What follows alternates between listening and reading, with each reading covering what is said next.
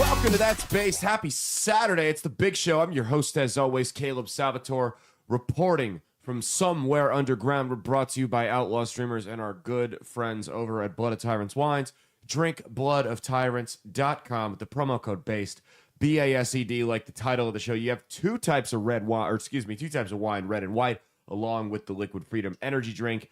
Drinkbloodoftyrants.com, promo code BASED, B-A-S-E-D, like the title of the show, will save you 10% off your order at that dreaded checkout. Drinkbloodoftyrants.com, promo code BASED for 10% off your order at the checkout. Well, we have got quite the show for you. This week. We're going to be talking about tariffs. We're going to be talking about, of course, tariffs. We promised that. We're going to be talking about Iran. We're going to be talking about Tampon Tim Walz, Coach Sandusky. Some cuts coming to the SNAP benefits. If you are on welfare, there's some you might want to adjust your diet accordingly because there's some new updates coming to it. And this could only be the beginning, is the great part. The Supreme Court, for the most part, other than one key member, sided with Sanity. Colorado is gone. Colorado might as well just secede from the United States and become its own country because Colorado is so far to the left, it's not even funny. We have got a massive bust in Florida that has left the Democrats in that state with 8 fewer voters. We got a whole bunch of stuff to get into this week. It's going to be a good time. But before that, I teased on the Wednesday show where we absolutely... Stockholm Mia, the red face of white supremacy, is here with us. We absolutely, would you safe to say that we absolutely obliterated a libertarian YouTuber on the Wednesday show? Would you say that? I think so. Yeah. I think we beat her to death politically, pissed on her grave, brought her... Next, requiring a license to make toast in your own damn toaster. They're so far gone. But no, we beat her to death politically, danced and pissed on her grave, brought her back from the dead, beat her to death politically again, got a Ouija board out, did a seance, contacted her political spirit just so we could beat it to death on one more time. So go back and check that out. That's on the Wednesday show. We had a good time. And if any libertarians want to come on the show and learn about why you're retarded, we're more than happy to do it. Now, I'm friends with lots of libertarians. I got nothing against them, but some of them just go a little too far. And that's why so many people like myself have left the movement and become more center-right, I guess you could say. But we got a lot to talk about. But I did tease on the Wednesday show a big announcement specifically pertaining to those of you in the Omaha metro area. Well, here it is. Well, the dog just snorted, but there's that. That was not our announcement. Well, as you know, a couple weeks ago, the McDonnell campaign was unfortunately defeated. They had a valiant effort, but they took third place in the Omaha mayoral primary. They did not advance onto the final two with Gene Stothert and John Ewing. That has left Omaha residents with a horrible, horrible choice. They can either vote for a vindictive, cruel, and evil man that has spent his entire life sucking off the taxpayer tit as a public quote-unquote servant and abusing his role in government, or they can vote for John Ewing. Those are their two choices. Did you see what I called Gene Stothert trans there? Did you like that? We're aiming to give you a third choice.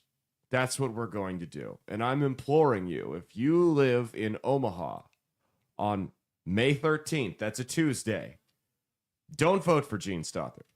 Don't vote for John Ewing. Go to the polls and write in me. Write in Caleb Salvatore for mayor of Omaha. We're going to do this. When I say do this, I don't mean win. We stand absolutely no chance of winning. I don't think we even legally could win if we got enough votes in the write-in. But what I do think is the election's going to be close, and it would be funny as hell if we could make up the margin of error in that election. And if Stothert loses by like 300 votes and somehow we get 400 people to write me in, I think that would be the funniest thing on earth. So go write me in May 13th. It's a Tuesday. When you go to the ballot box, write in Caleb Salvatore for mayor. We're going to do this. We're going to do this. If you don't live in Omaha, just commit voter fraud. Yes, if you don't live in Omaha, commit voter fraud. If you've got a friend who you know doesn't vote, go and vote for. No, you can't do that anymore because you gotta show your ID now. You can't cheat in Nebraska anymore. Fake ID. Fake. There you go. Get a fake ID. Go forge that guy's signature and vote. No, God, no, don't do that. You got to remember the people that are watching. We have to be careful when we do these. But no, so yeah, go vote for me. Write me in. I'm officially not officially running for mayor. I'm not actually running for mayor. I don't want to be mayor. I just want you to write my name in because I think it would be the funniest shit in the world if we could make up the margin of error for the Omaha mayor. I'm 100% serious. They both suck. That's my campaign motto. Write in Caleb Salvatore for mayor because both candidates suck. That's it. Go write me in. We're starting a movement. This is a protest movement. We're going to hijack this thing and run it into the ground. That's what should my policies be? Do we have any because here's the problem. Here's my policy. I'll tell you the truth and I won't waste your money. I think those are two good policies on their own. Like Stothert with her lies about the police. Do you ever see those ads? She's like, we hired 100 new police officers. Yeah, that's great, but you lost 180. Last time I checked, 100 minus 180 is negative. Is she doing girl math? Is that what this is? She's doing girl math with the police force? It's like when Mia goes to TJ Maxx and spends $300 and she's like, but normally at the Target, this would have been $600. I saved $300. No, you spent $300. That's what this is. She's doing girl math with the police force budget. You're out there. Your home invasion didn't get investigated, or it took them 5 hours to follow up on your car break-in because Stothert's doing girl math with the police. What were you gonna say? I saw you grabbing your microphone. I was grabbing for my wine. She's having a bit too much to drink. We are pre-taping. I know we air this on Saturday morning because I know every now and then we'll get one of those comments like, "Oh, you're a drunk. You're drinking at 9 a.m. on a Saturday." Well, actually, it's like 10:30 on a Wednesday when we're recording this. So, no, I'm not. Well, I am a drunk, but you don't know that. That's not because I'm drinking at 10:30 on a Wednesday. No, we got a lot to get into this week, though. So let's hop into the current state of the left real quick. Excuse me, it's ma'am. All right, this week for the current state of the left. Well, a recent poll got sent out to people, and this poll asked two questions. It said, how do you identify politically, conservative, moderate, or liberal? And do you believe it would be justified to kill Donald Trump? And 55% of the people who identified as liberal said that, yes, I do believe it would be justified to kill Donald Trump. This is 55% of the people that identified as liberal. 55, over half of the people that identify as liberal think it might be justified to shoot the president in this country. And here's the scary part, guys. That 55% is that's the part that's the percent that felt comfortable saying it, which means it's even higher because there's people won't admit to spending money on credit cards in anonymous polls. That's been proven. They'll lie about how much credit card debt they have and just stupid shit like that. A question of, do you think it would be justified to kill the president? 55% of them felt comfortable saying, yeah, I do.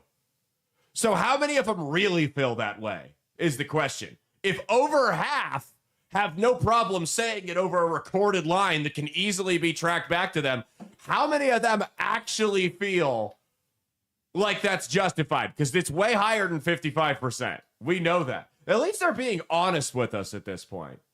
That's the only thing. At least they're finally being honest with us. And this, I'm trying to read what the article says, but this is a garbage website. It says, Come on. Come on. Network of Contagion Research Institute with Rutgers University finds a broader assassination culture appears to be emerging within segments of the U.S. public on the extreme left, with expanding targets now including figures such as Donald Trump. Less than a year after assassination attempts on then President Donald Trump and the literally explosive violence against Musk's Tesla electric vehicles, it's no secret that leftists are ratcheting up violent rhetoric and actions. The more troubling trend is that an assassination culture isn't just coming from the fringe left. So that's the problem. Is they're not just like normally when they run these polls, they say, hey, like, do you identify as extremely liberal, somewhat liberal, moderate, extremely conservative, or somewhat conservative? These are just everyone that identifies as a liberal. I mean, this is your Democrat couple down the street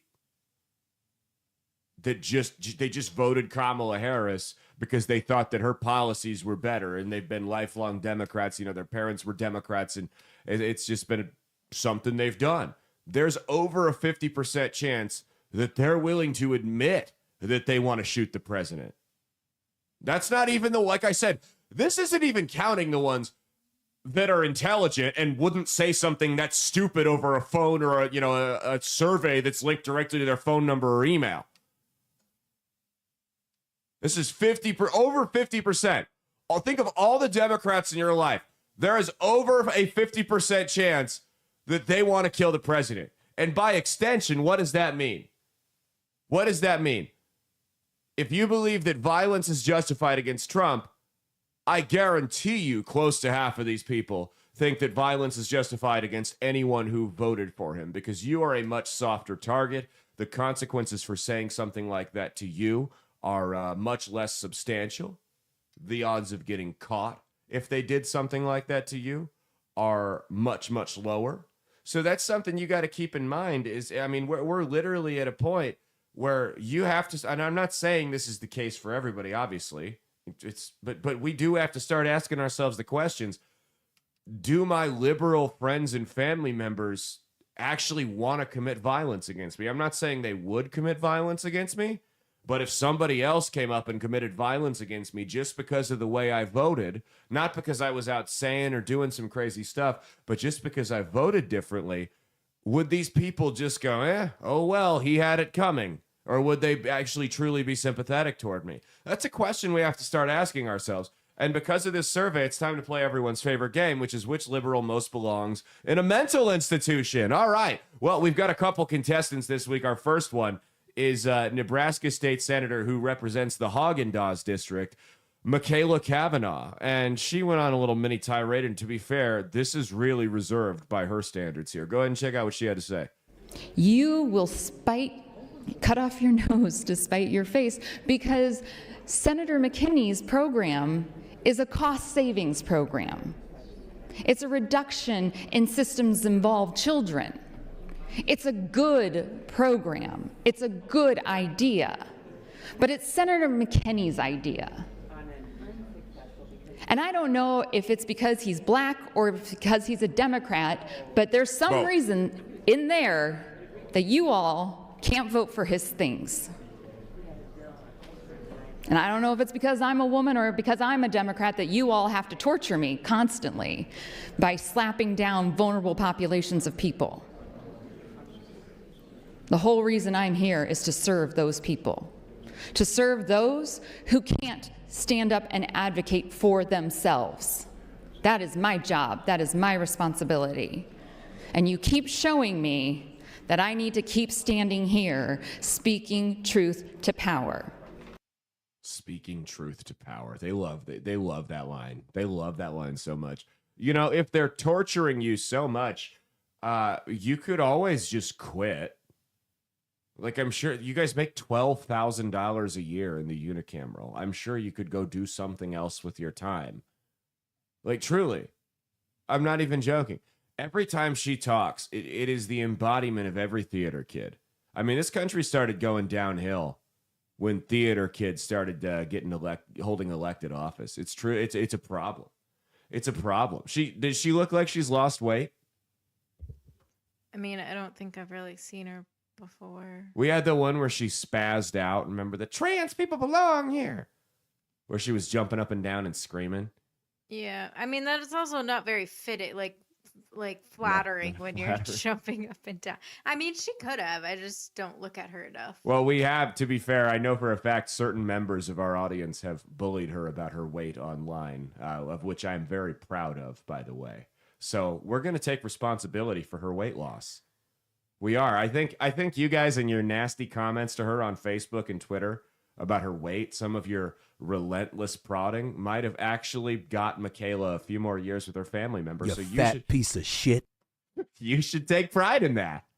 We helped Michaela lose some weight. You guys should be really, really proud of yourselves, and you should keep doing it until she loses the rest of that weight. She still looks frumpy, though. She's still frumpy. She's not fat anymore, but she's frumpy. She's like, maybe after 7 beers, you might consider taking her home. Frumpy. But she's not fat anymore, so credit to her. All right, we got the next one here. Is an even dumber member of the United States House of Representatives. That's Jasmine Crockett. Go ahead and check out what she had to say. This woman continues to say, what did Stanley say to Michael in the office? He said, every time you do something, I go, oh my God, that's the stupidest thing I've ever heard. There's no way he's going to top it. And God damn it, you find a way to top it. Jasmine Crockett is the same way. Every week she finds a way to top the stupid shit she said a week ago when none of us thought it was possible. Go ahead and see what she had to say here. This is my favorite. So I had to go around the country and educate people about what immigrants do for this country, or the fact that we are a country of immigrants. Right. The fact is, ain't none of y'all trying to go and farm right now. Okay, so I'm lying. Raise your hands. You're not. We done picking cotton. We are. You can't pay us enough to find a plantation. I know that's right. Seriously, that voice is the ire of every Walmart customer service desk attendant. Well, so yeah, you guys heard that right. She was speaking in front of a church, arguing against the deportation of illegal immigrants. And yes, that is correct. You just heard a black woman unironically make the argument that if we get rid of the illegal immigrants, who's going to pick the cotton? That's what she said. Who's going to pick the crops if we get rid of the illegal immigrants?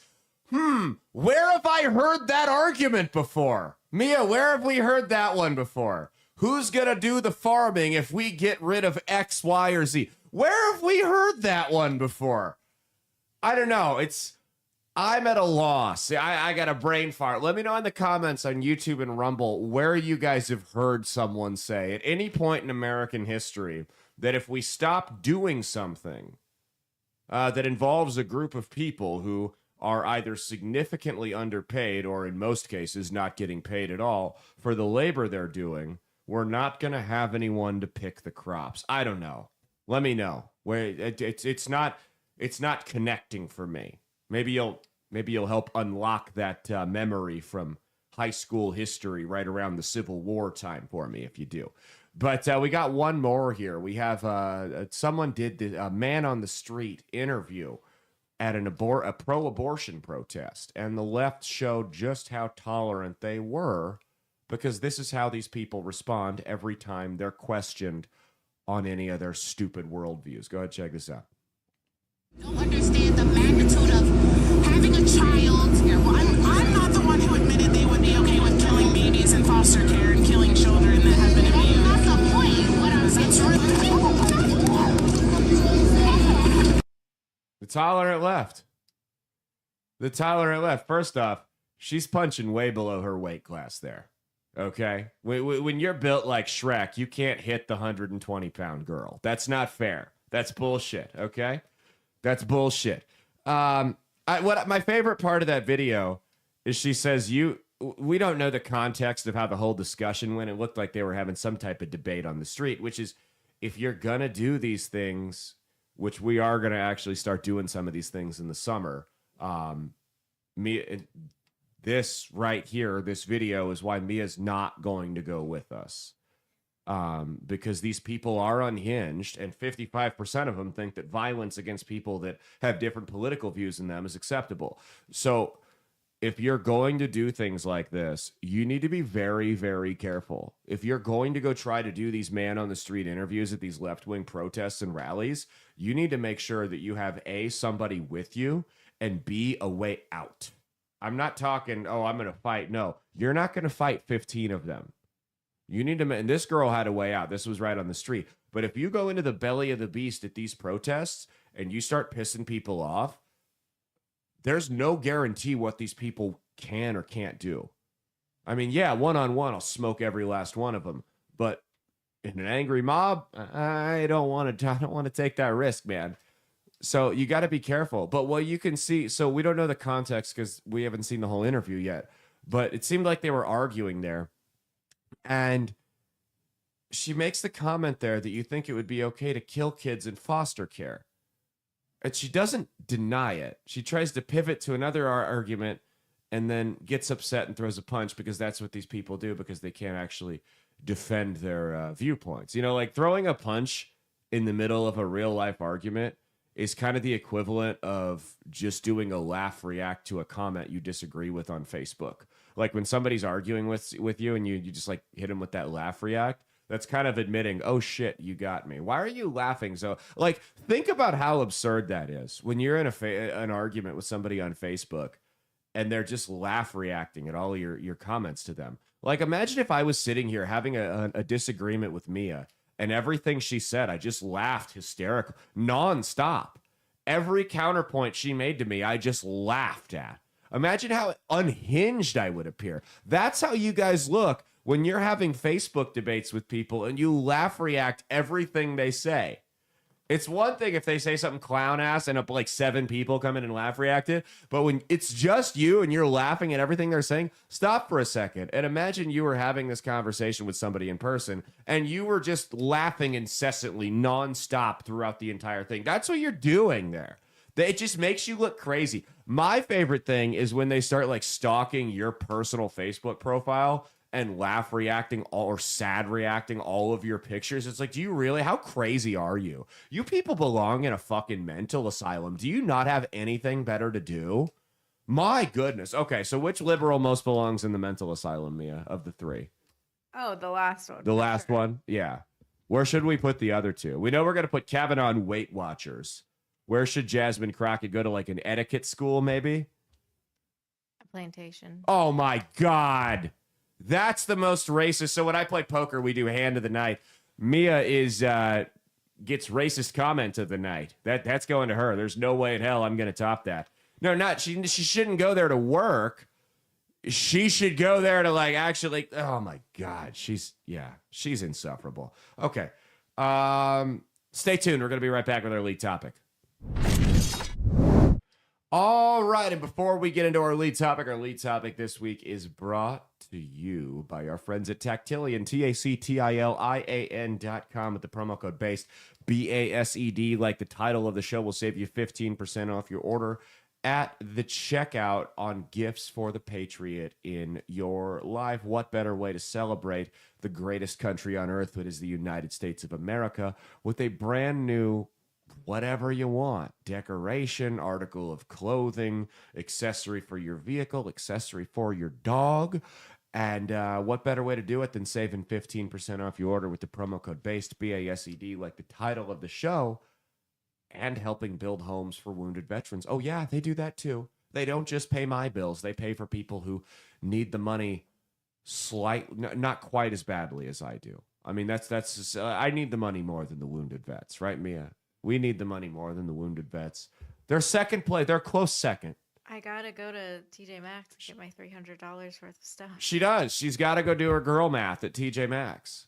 But you can help build homes for them. It's founded by a former member of law enforcement, and they have got all the greatest shit on there. Tactilian.com, TACTILIAN.com, promo code BASED, BASED. Like the title of the show, will save you 15% off your order at the checkout. Okay, let's talk about tariffs.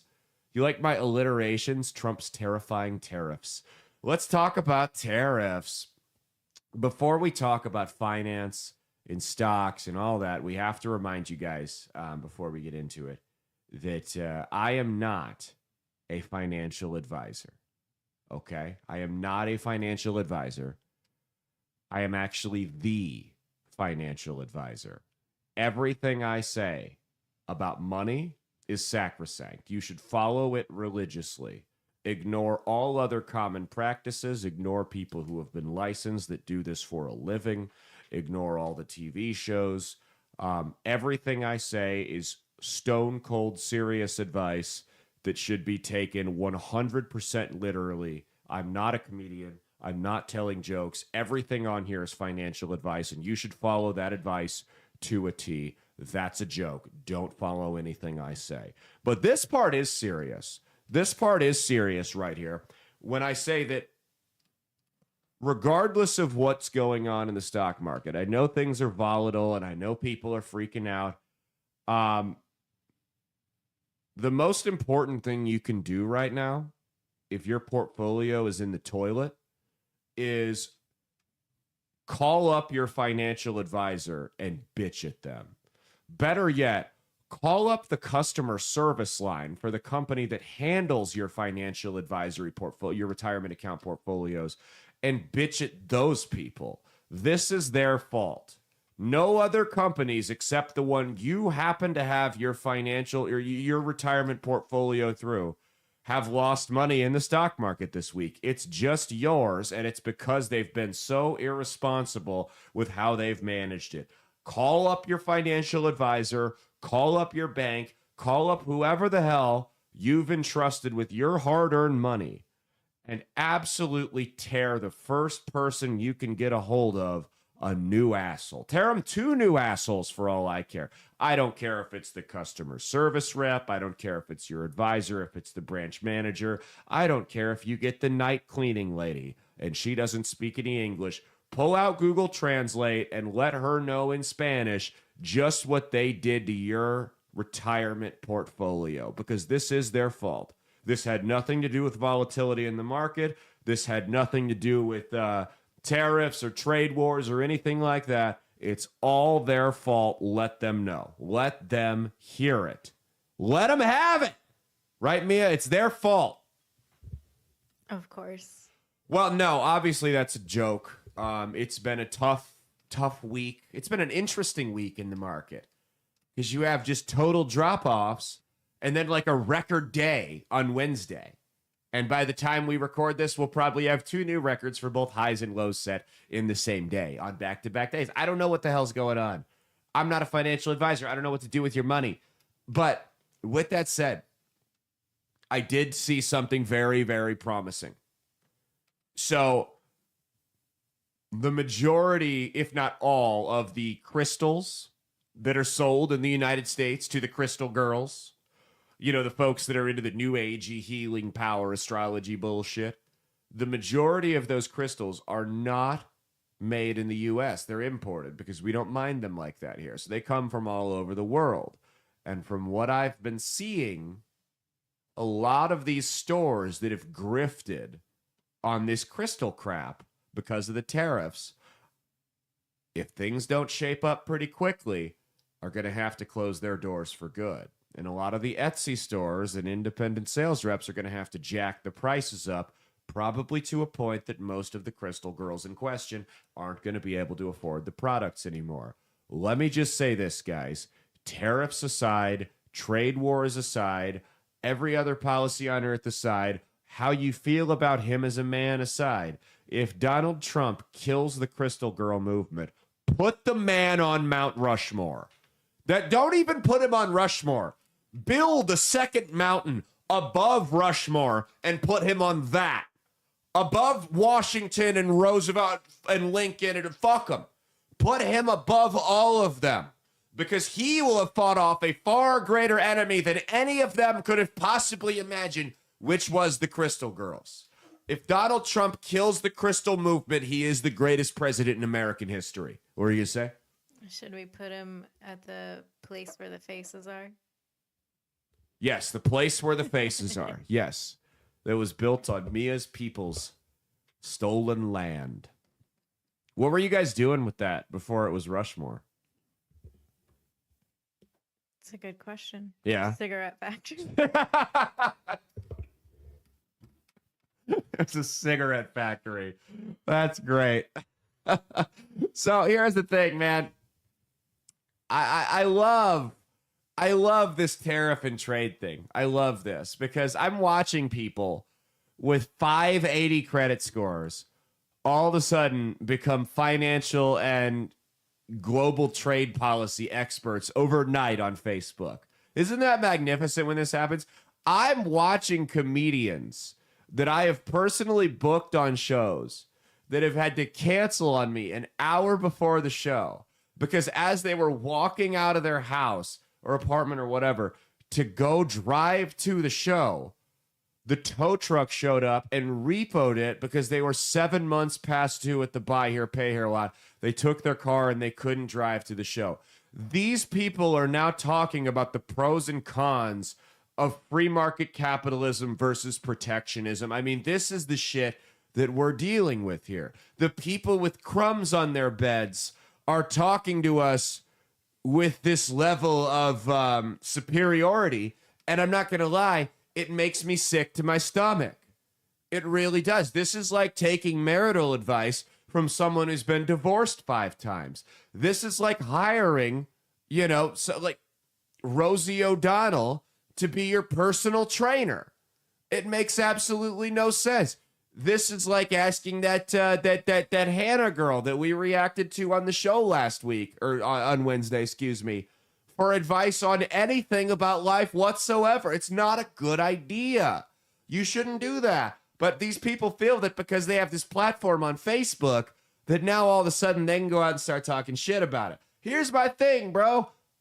Because this is, have you seen the retirement accounts, the 401ks? You have $400 in your retirement account before the tariffs went into play. Shut the fuck up. You're never going to retire. You're never going to retire. You're going to work till you're dead because you've made such shit financial decisions. Or you're going to end up in like a state-sponsored old folks home where people will literally die for 3 months, and because they neglect it and it's so underfunded, they don't even know they're dead until they walk in 3 months later because somebody complained about a horrible stench, and you've like slowly started to rot into the mattress, and now animals are eating away at your dead carcass. Oh yeah, that's how you guys are going to end up. That's what your life's going to be. That's how your life's going to play out, all you financial experts out there. With your $400. And it's not like you guys fell on tough times. You're just lazy and you have a spending addiction. That's all there is to it. That's it. So unless you get really, really lucky, and even if you do get lucky and fall into a bunch of money, we know you're just going to piss it away anyway. So I'm not even going to comment on that. But you guys are complaining about like the retirement accounts. Dude, look at me. I am going to be 30 years old this year. The word retirement should not even pass my lips unless I'm saying, yeah, I'm sticking X amount of dollars away every month for retirement. I don't give a damn if I lost money in my retirement accounts. I don't care. Why would, dude, until I'm of retirement age and taking that money out, that is monopoly money to me. Now, yes, I do have money in other stocks, and I lost like $5,000 last week. So I've lost money. But here's the thing. It always goes back up. The stock market always goes back up. Go look at the trajectory. It never goes down and just never stops going down. It always goes back up. Again, not a financial advisor. Consult one if you've got questions. But the stock market always goes back up. So I'm not worried. Do you know why it always goes back up? Because if it doesn't, we don't have a country anymore. It's as simple as that. We don't have a country anymore. Because everyone's retirement accounts go to shit. Every company goes bankrupt. There's riots in the street. People are burning buildings to the ground and shooting each other for food. That's what happens. And then the new currency becomes ammunition. And guess what? I got plenty of that too. So this is monopoly money. I'm playing a board game until I get to retirement age. And that's another thing. I know we joke about the financial advisor thing. You guys really should hire a financial advisor. Like I said, I have money in other stocks that like I can touch right now if I want to. Do you know how much of that I pay attention to? Not shit. Not shit. Because I used to be like you. I was always looking for that crypto or that next stock that was going to, you know, make me rich or make me thousands and thousands of dollars from little to no work. And then I realized that those are like 1 in a million. You've got a better chance of getting struck by lightning. And I'm like, okay, maybe the small percentage, the small trading fee to have somebody who actually knows what the hell they're doing and has the time to figure it out might be worth it. And that's what I did. So I don't do the day trading crap. I don't have time for that anymore. I don't do all you finance bros out there that are on Robinhood down $700 in a good year. Like maybe you should actually trust somebody that knows what the hell they're doing on it. Like I trust my wife with a lot of things. I would not trust her to perform open heart surgery on me. You know, I would go to somebody that I trusted with that. I wouldn't trust myself to do it. You know, I would go to someone who knows what the hell they're doing with a scalpel. So maybe you guys should do that instead of just sitting there day trading, losing a bunch of money. I don't know. That's the only real advice I'll give you. Because guess what? When I realized that wealth is built step by step over time and not in a quick come up in 99.99% of cases, I actually started making money in the stock market. It's a crazy concept that when you let people who know what the hell they're doing manage your accounts, you actually do well. Who would have thought? I don't know. Not me. Not me. Like I saw a kid in the sauna and this lady was like, what do you do for a living? When I say kid, he's like 20 because that's how old I'm getting. But this lady's like, what do you do for a living? He's like, oh, I trade stock. I was like, okay, what do you trade? Do you trade furs and pelts? Like, what do you trade? Oh, I trade stocks. Oh, who do you work for? You know, Edward Jones, Schwab, TD Ameritrade. Who do you work for? And he goes, oh, yeah, I think that one. Like, what do you mean you think? You don't know where you work? No, you have a bullshit day trading app and you live with mommy and daddy and you sit in the basement and smoke weed and play video games. And you might go work at do some contracting gigs during the day for landscaping or something. Well, there's nothing wrong with that, but don't lie about it. It's just a pet peeve of mine. It's like this generation of kids, they all just want to blow up quickly. None of them want to do any real work. God, I'm getting fucking old. Man. You know what the crazy part is, Mia? With this horrible drop that we've seen over the last week with the stocks, the stocks are where they were a year ago. They're where they were a year ago. So your retirement account is not ruined. Was your retirement account ruined a year ago? If the answer to that question is no, then your retirement account's not ruined. It's gonna bounce back. I'm not worried about it. Are you drinking that wine from Gatlinburg? Can I have a sip of it? Or she's going to chug it. A sip. Not your version of a sip. I don't know what you're talking about. This shit tastes like candy. I know. It's very sweet. It's so good. I feel like if diabetic blood had a flavor, if I could take a diabetic's blood out and just drink it, it would taste like that. Here's my thing. Okay, so I lost some money because I'm younger, my shit's and stuff that's a little bit more high risk, high reward, right? So I lost money after the tariffs went in. And I'm here, but like I said, I'm not retiring. If you are about to retire and you still had your money in high risk investments, you shouldn't be mad at Donald Trump. You shouldn't be mad at Donald Trump. You shouldn't be mad at Joe Biden. You shouldn't be mad at China. You shouldn't be mad at anybody. You should go put your foot in your financial advisor's ass because he didn't put you into more conservative investments as you got closer to retirement. I mean, I'm not a financial advisor, and everyone knows that's 101. So you guys are mad at the wrong people. By the way, you were also totally fine with crashing the economy far more than just the stock market, mind you, far more than just the stock market. Totally crashing the economy. 10 times the rate of what we're seeing with these tariffs when there was a virus going around with a 99.9% survival rate. You were fine killing the economy over that. But when Trump says, hey, I'm tired of getting ripped off on the international trade in the international trade community, all of a sudden it's a big fucking problem. No one else see a problem with that? Like, do you guys remember in like even pre-COVID when Trump's economy was booming, and one of the indicators they were pointing to was the stock market. And people kept going, well, the stocks don't mean shit. The stocks don't have anything to do with the economy. In fact, I don't remember who it was. It was a prominent Democrat politician. It may have been Joe Biden that said there's a difference between Wall Street and Main Street in an attempt to show that the state of the stock market didn't necessarily reflect the state of the country. Now, let's not totally poo-poo the stock market, but you can't define an economy just based on the stock market. You can't do that.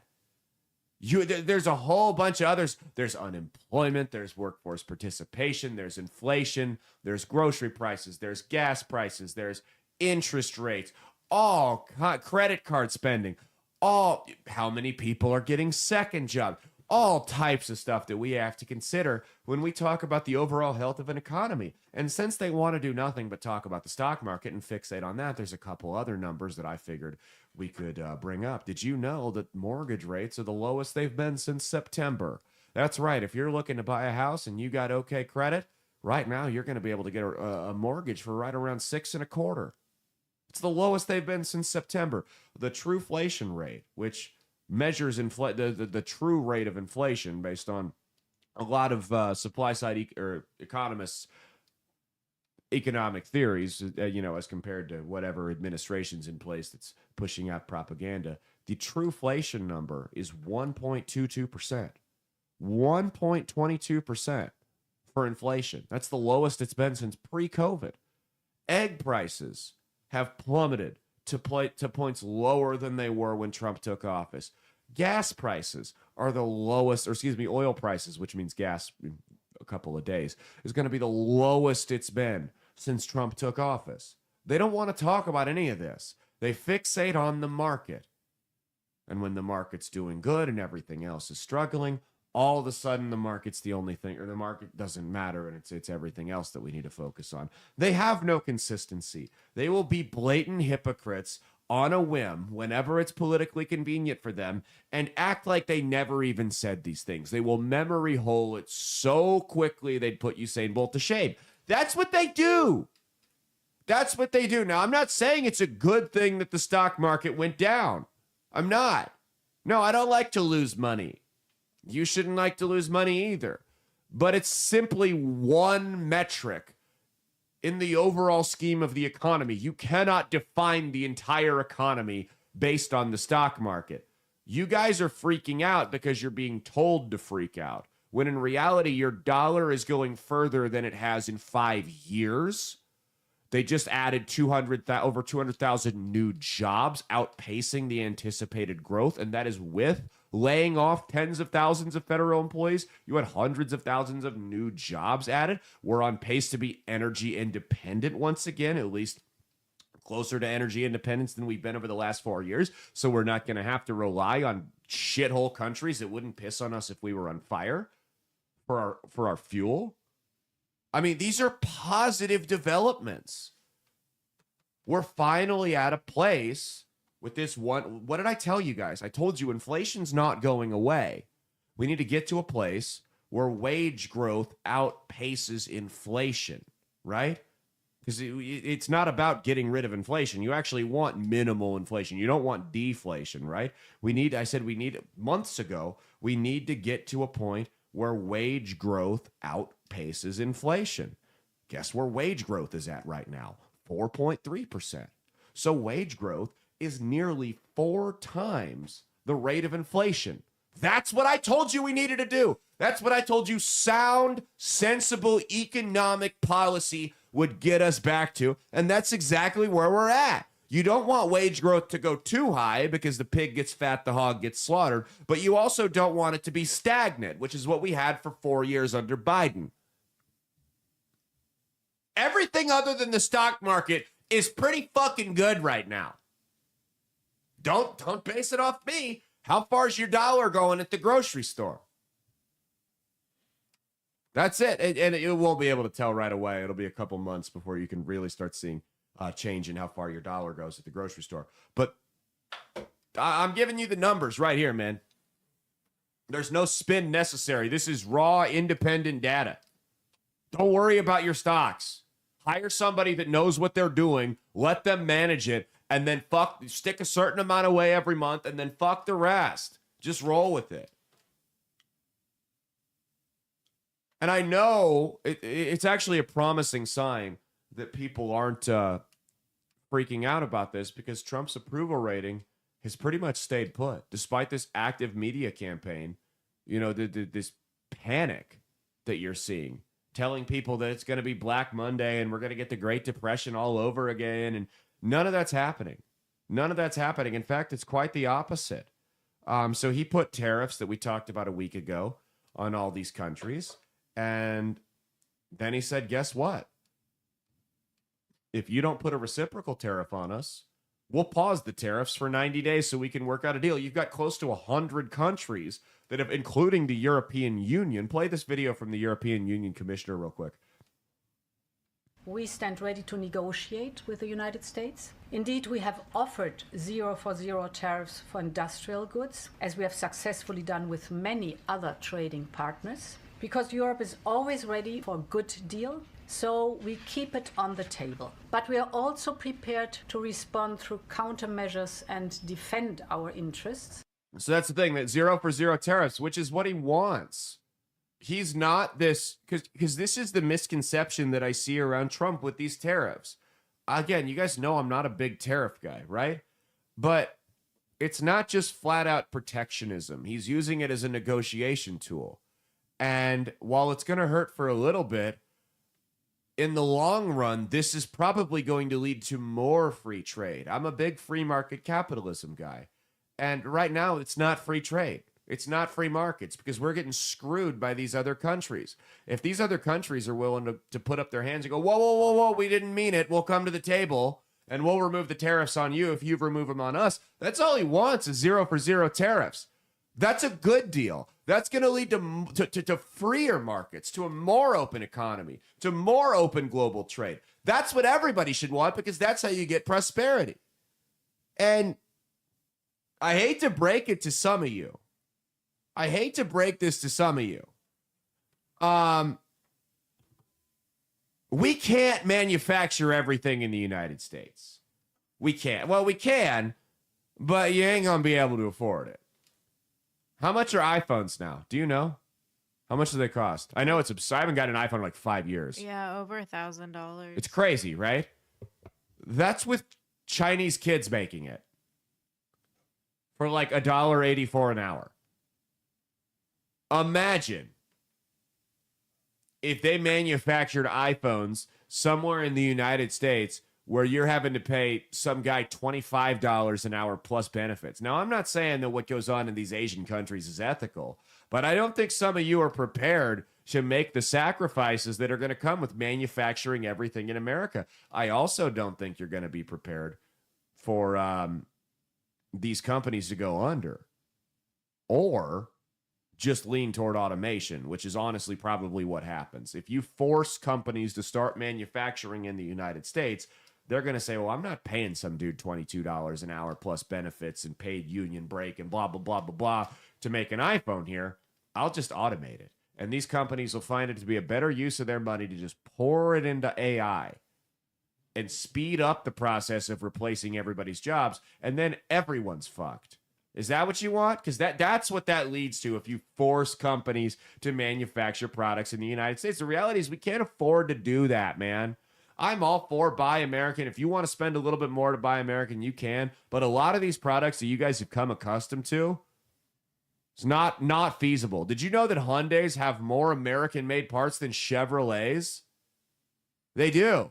Chevrolet outsources a lot. Everyone's about American-made cars. Chevrolet outsources, at least the last time I saw, maybe it's changed since then. But Chevrolet outsources a lot of their products because they can't afford to manufacture them in the United States. So we're not going to be able to build everything here. What'll likely happen is this isn't going to be the end of the world, nor is it going to be the new golden age of American manufacturing. It'll probably be something in the middle. Both sides will make concessions, and I ironically think, for as much of a protectionist as Trump has been painted as, he's actually going to lead to the most truly free trade in the history of the world. That's what I think is going to happen, because both sides are going to start getting a good deal out of it. Now, he needs to get these contracts signed in blood, though, because the second he's gone and these other countries smell blood, it's right back on and we're screwed. So, but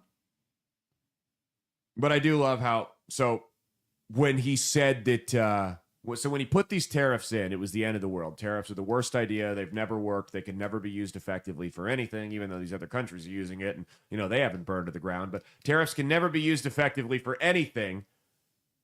But then the second he says, hey, 90-day pause if you guys don't put any back on us. Then all of a sudden it's, oh, Trump caved. Trump caved. Can you believe what a coward? He should have increased the tariffs. Which is it, guys? Which one is it? I'm genuinely curious. Now, I am a little bit concerned, and Rand Paul's made this point. We're not going to play the videos. We're fine. I'm rambling on long enough myself. Those videos were in there in case I didn't have enough stuff to say. But as you can see, I have more than made that up. But Rand Paul's on there, and he's made some good points, along with a couple of other Republican congressmen and senators, which is that, well, we don't necessarily disagree with the problems that Donald Trump is pointing out, or even some of the solutions. But the fact that he's doing all of this under emergency powers is really, really, really walking a fine line. Like, it's really concerning how far this is going to go. And it's not necessarily with him as president, but who takes over in 4 years? We don't know. Because I've always said, when you set a precedent, you have to ask how and when it's going to be used against you. Remember Spider-Man, with great power comes great responsibility? The Democrats had this problem under Obama. They spent 8 years expanding the power of the presidency. Then Donald Trump took over, started doing all the shit Obama was doing, just maybe in a different direction. And they all freaked out. It's like, well, you did this to yourselves. And I told you guys this before the election. I said, if we get this power back, there's a scene in Lord of the Rings, the first one, when it starts, where Isildur's got the ring. He kills Sauron. He can throw the ring into the fire and guarantee that none of this ever happens again. And they're yelling, throw the ring into the fire, destroy it, destroy it, destroy it. And he looks back and he goes, no. And he puts it on and disappears. And thousands of years later, it kicks off again. And it's this whole thing. And it causes all this death and mayhem and destruction. And had he just thrown the ring into the fire, wouldn't have been a problem. My concern right now is that Donald Trump is not throwing the ring into the fire. We saw the Biden administration abuse executive powers for 4 years, and now we're using the Emergency Powers Act. Look, I get the temptation to want to do it, but we are still a representative democracy. We did not elect Donald Trump king.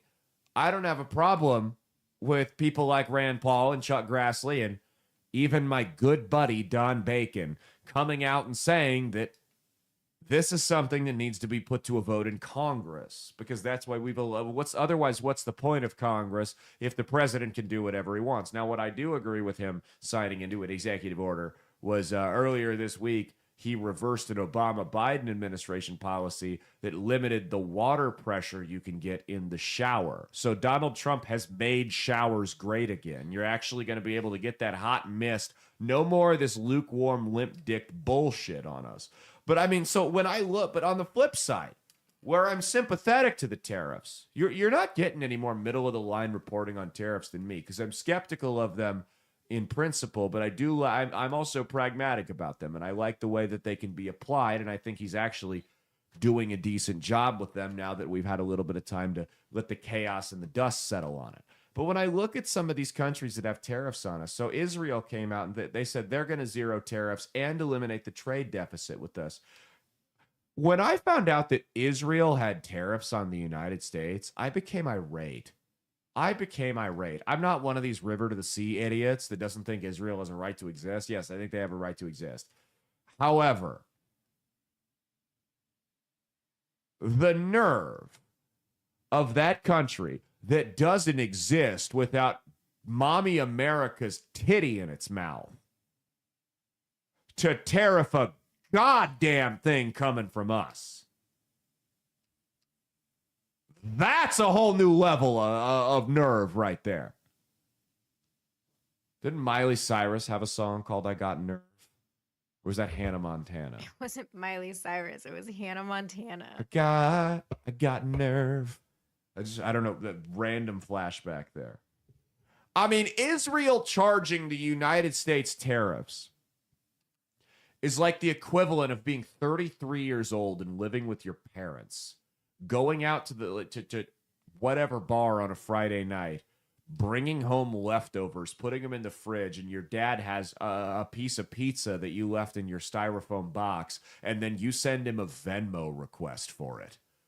I mean, dad's just sitting there and he gets a $3.50 Venmo request with a little pizza emoji on it from his loser son that's living there rent-free. That's the equivalent of Israel trying to demand a goddamn thing out of the United States in terms of money. The audacity of that. But they're doing away with that because leverage is very important. And when we can just turn around and say, hey, you don't exist without our money, so why don't you stop it?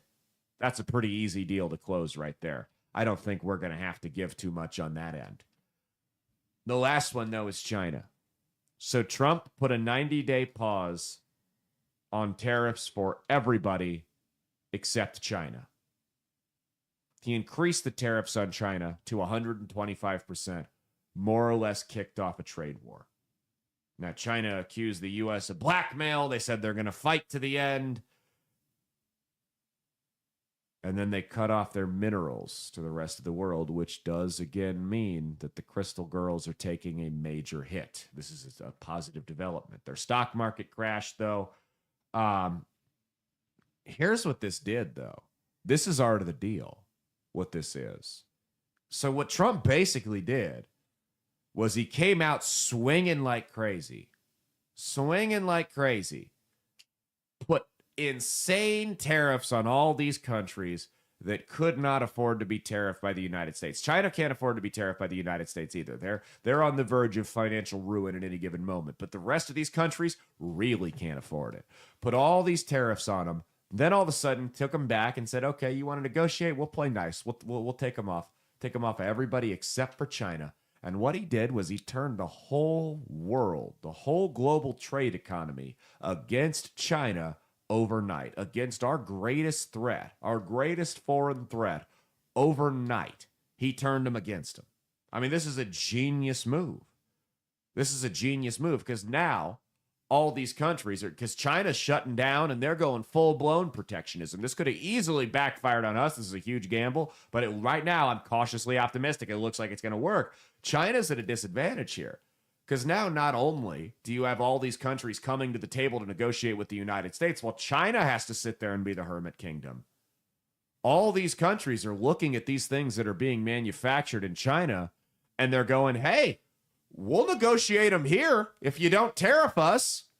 Or excuse me, we'll manufacture these things here if you don't tariff us. And the iPhones that get made in China, well, let's do these in Vietnam. No more tariffs. We'll make them over here. Yeah, we're down here in Thailand. We'd be more than happy to make Nikes. Right? So all of a sudden,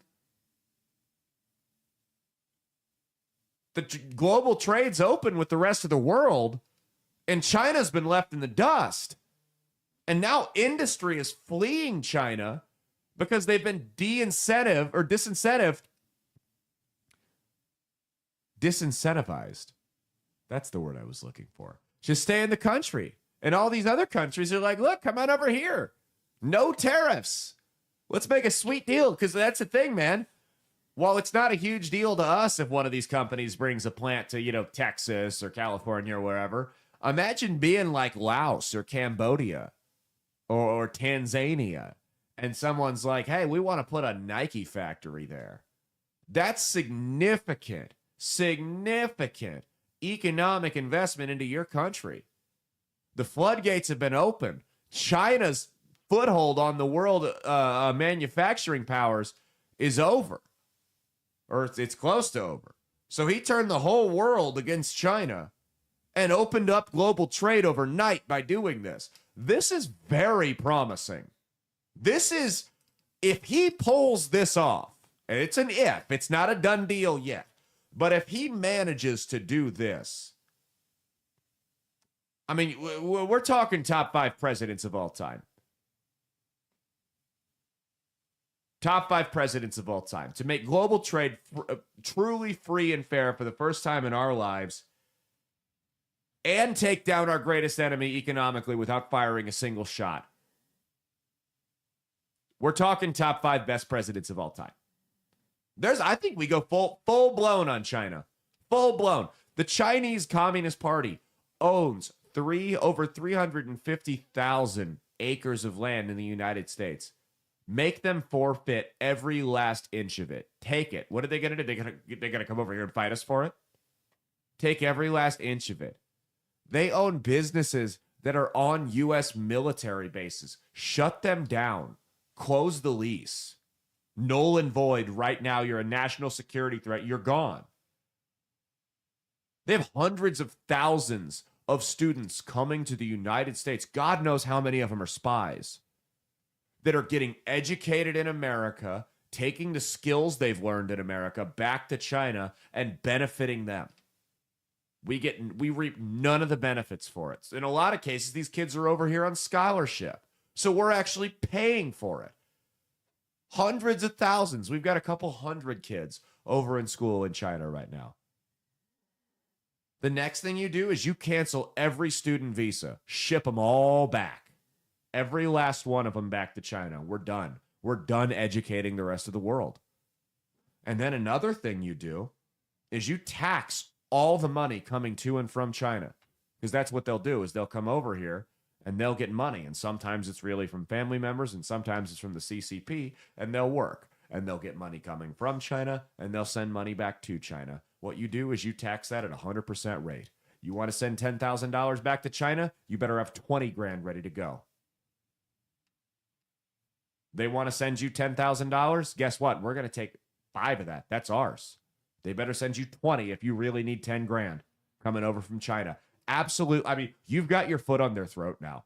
Don't let up. Cripple them. Finish them. Kick. You got your left foot on their throat. Take your right foot and just kick their fucking head in until they pass out and they go into a coma. That's what we need to do. That's violent and that's aggressive, but that's what we need to do right now. We got them right where we want them. This is a golden opportunity. Biden couldn't do this shit in 4 years. Obama couldn't do it in 8. Bush couldn't do it in 8. Clinton couldn't do it in 8. Trump's about to do this in 2 months. Pull it off. Finish them. Do not leave any. Don't make the mistake that we did after World War II when we let the Soviet Union continue to exist in the capacity that it did. Finish them off now before they become a problem the way the Soviet Union did for the next 40 years after World War II. That's been our lead topic. Stay tuned. We got a bunch of fun stuff to talk about. All right, now it's time to get a little bit less serious. Let's hop over to store brand TMZ.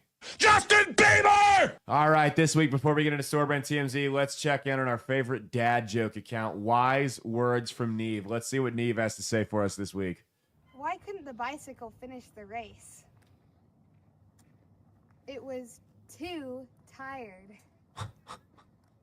1, 2.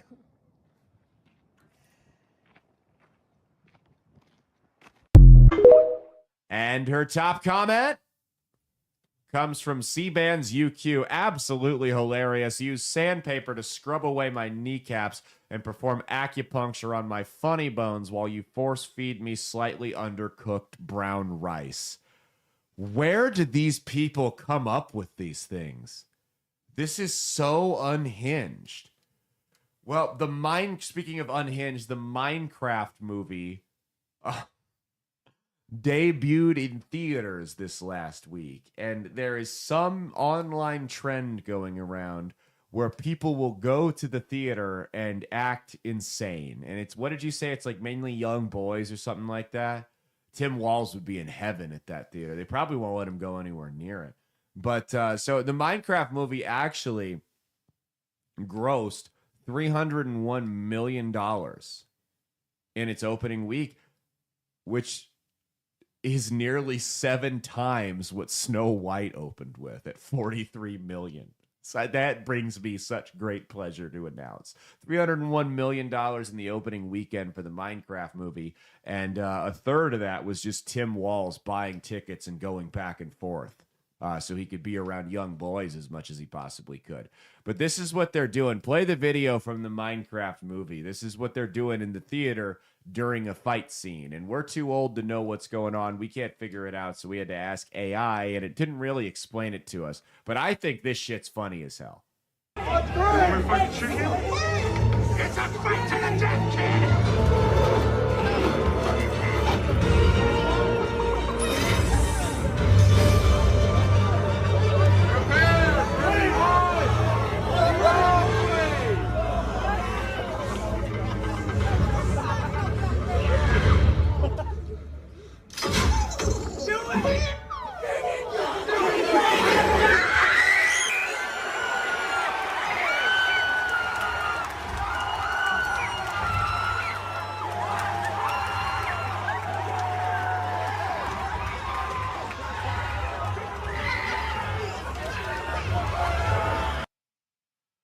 So for those of you listening along at home, as soon as the zombie drops down on the chicken, they yell "chicken jockey," and the kids in the theater, and I think some of them were men, I don't know, they go absolutely nuts. I mean, you've got people sitting on each other's shoulders, they're throwing popcorn, they're whooping and hollering, they're screaming, they're just going absolutely batshit crazy.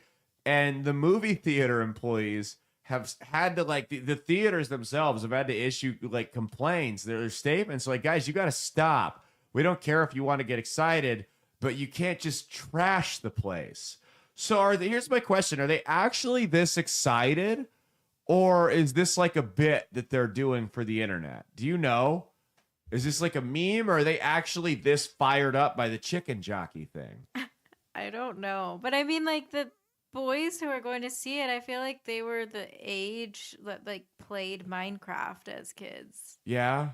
I was a little too old for Minecraft. Yeah, exactly. So the kids that are watching it are probably, like, super hyped up with Minecraft. And it's like the adults with the Barbie movie.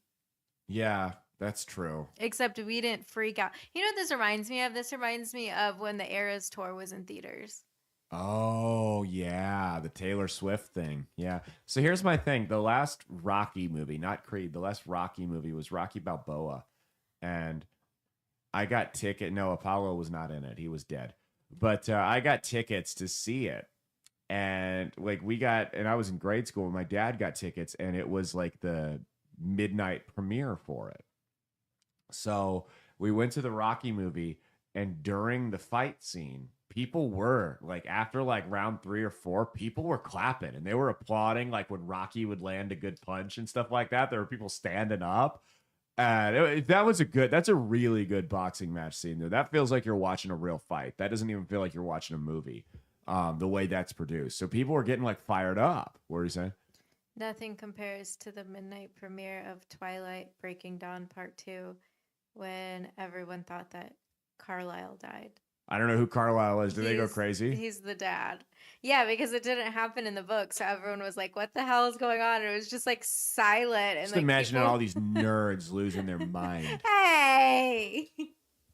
That's scientists have claimed to have resurrected the genes from the dire wolf, which has been extinct for thousands of years, and it was made popular in the Game of Thrones series. They said next, and they casually dropped at the end of this report, next, within the next 5 years, they hope to bring back the woolly mammoth as well.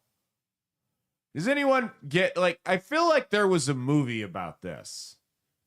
Do you feel like there was a movie about bringing things from the prehistoric era back into the modern day? It was called like Jurassic Park or something like that. You know, kind of like there was a movie back in the 90s. I thought you were talking about Ice Age. No. Kind of like there was a movie back in the 90s, right? It was right around the same time period. And the whole premise of the movie was that this supercomputer AI system took over and blew everybody up because it went rogue and didn't see the humans as useful to its end game anymore. And it backfired majorly. And it was this movie called Terminator.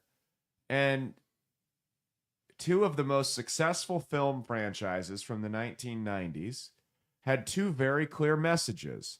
Hey, don't get too deep into this AI thing. and don't bring dinosaurs back from the dead. And now we have ignored both of those messages, and we're fucked. We're fucked. What do you think they'll do next? What critical movie lessons are we going to ignore next from the 80s and 90s? Do you think it'll be like The Nightmare on Elm Street? Do you think that'll be the next one where people are just going to start getting murdered in their dreams or something like that? It's so gross. So gross. You ever watch that movie, The Land Before Time, speaking of dinosaurs? Of course. I watched all of them. I had all of them on VHS. That doesn't surprise me. Kidding. I'm kidding. No, those movies were sad. I know. When the mommy dinosaur died and left the baby dinosaur. It's like when Mufasa died. Yeah, in The except Lion this is more sad. Was it? I haven't seen those movies. I think I've seen it once. I know. And last up in Store Brand TMZ, there is a raging online debate about whether or not Selena Gomez is truly a Latina. This is the graphic it's just a picture. You can pull it up. This is the image everyone's showing as proof that she is not a Latina. So because she has two grandparents from Mexico, she is not a Latina. Who's that on the right? I don't know who that is. You don't know who that is? Who is that? That's Hailey Bieber. I don't.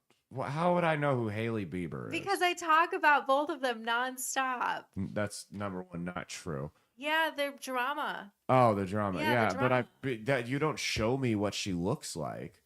So they're arguing that Selena Gomez is not Latina because both of her parents are from the United States, and that Latina is only someone who was born in a Latin country. Do you agree? As the token Latina on the show? No. No? Well, you're just clinging on to it. You don't want to be white. You're just clinging on to it over there. No, I mean, you know what? The left can go ahead and argue about this stupid shit. Go ahead and let them. If this is the crap they want to fight about and they want to eat their own like this, by all means do it. And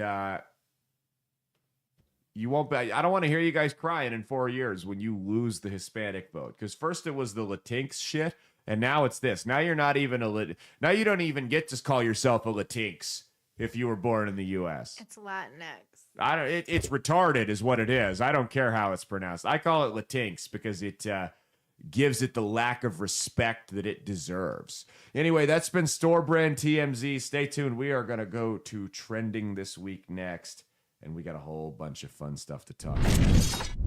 All right, before we get into trending this week is brought to you by Firecracker Farms. Go to firecracker.farm, not .com, .org, or .net, and get your hands on the premier seasoning in the US of A, hot salt. Hot salt is a combination of Mediterranean sea salt, scorpion pepper, ghost pepper, and Carolina Reaper. Hot salt goes great on everything, but it doesn't just scorch your tongue. They found a way to make the perfect mixture of it to where it's like it's got a kick to it, but it's not too uncomfortable of a kick. Hot salt, you can put it on margaritas, on chicken, on fish. Make a salsa with it. It's a great time. Firecracker.farm. Promo code based, BASED, like the title of the show. Going to save you 10% off your order at the checkout. Handcrafted on a family farm, made with love. Well, I don't know if it's made with love, but I'm sure it is. It's firecracker.farm, promo code based, BASED. Like the title of the show, will save yourself 10% off your order at the checkout. Go support the people that support this show and make it possible for me to ramble and scream on the air. Okay, let's do Caleb Holds Up the Mirror real quick. We haven't done that in a while. We haven't done that because I've just been very critical in all the segments, I feel like. So it's time for Caleb Holds Up the Mirror. This is Caroline Leavitt, whatever you want to call her. Caroline Leavitt, the White House press secretary, had this to say in the middle of a press conference. Go ahead. And then the president on Thursday told us that there was an incredible discovery that the Doge team had made. He called it horrible and incredible. Can you reveal that yet? Give us details on what it was about? There has been a discovery. I hate to leave you hanging on a cliff, but I don't want to get ahead of the president on that. But I can confirm there has been a discovery. It's just not quite yet ready for release. Yeah, I mean, I don't know about you guys, but I am getting tired of the theatrics from this administration. Don't tell us until you're ready to release it. Drop the bombshell. Don't act like this is American Idol, right? And they're like, who's going to move on to the next round and who's in the bottom three? We'll find out right after the break. No, this is serious shit. I mean, they're slow rolling the Epstein thing. By the way, where did that go? They're slow rolling the Epstein thing. They teased us with the JFK thing for a month until they finally dropped it. And now they're doing this with supposedly the next Doge thing. Stop doing this. That is enough. Don't drop it until you're ready, because it looks like you're attention whoring for social media clout right now. Knock it off. Maybe you did find something horrible. Tell us when you're ready to drop it. Don't make us wait. Don't tease it like it's a television show or a movie sequel. What's the matter with you? This is serious. This is not a game. Knock that off. I don't want to hear about that. Not a joke. Not until you're ready to do it. Now, I guess there is an argument for why they're doing it, Mia. Have you heard the counter argument for that? There is actually a really, really credible argument to support the way they do things and the way they do these cliffhangers with important news drops. And you'll have to wait till our show next Saturday for me to tell you. Okay, let's go into let's hop into the first topic here for shredding this week. Let's talk Iran. There's some war drums a pounding.